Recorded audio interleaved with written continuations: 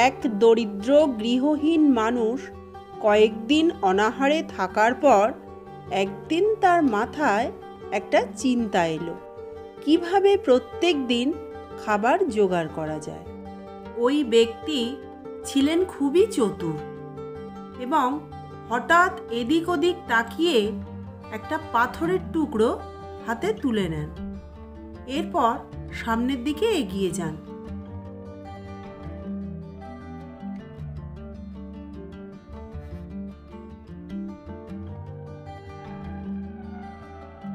মা নমস্কার, সুপ্রভাত।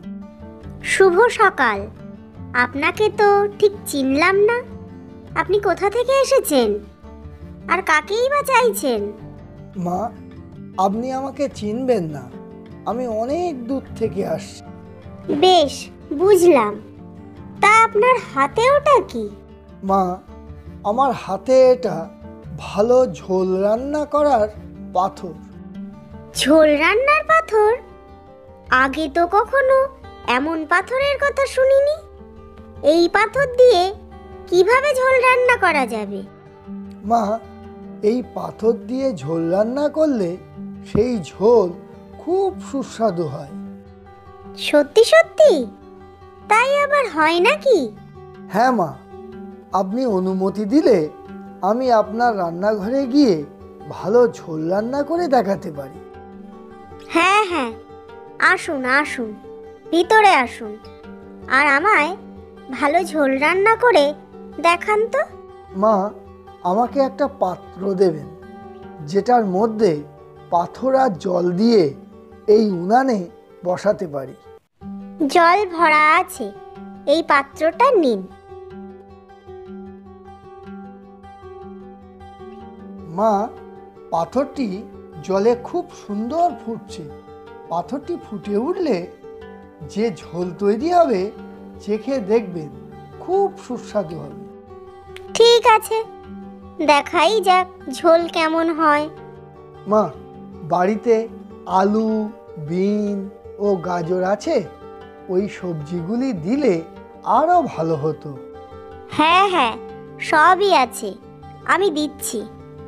মা, সবজি তো দিলাম, একটু লবণ, মরিচ, হলুদ আর জিরে যদি দিতেন তাহলে ঝোলটা আরও সুস্বাদু হতো।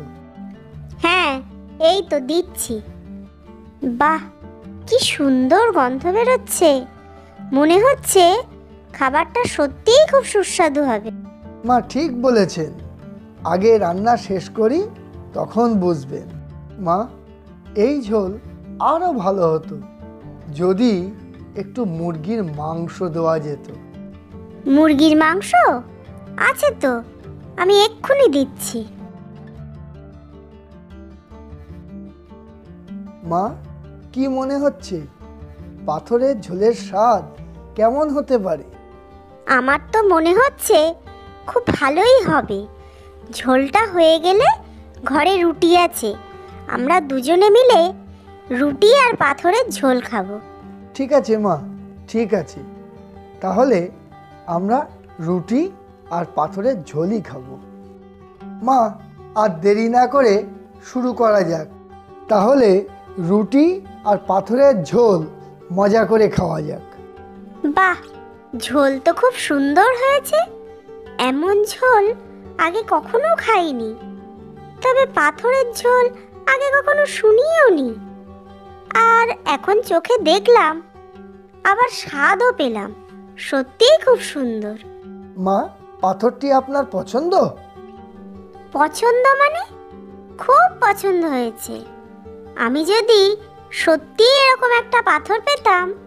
পাথরটি যখন পছন্দ হয়েছে তখন এই পাথর আপনার। আজ আমি এই পাথর আপনাকে উপহার দিলাম, এটি আজ থেকে আপনার।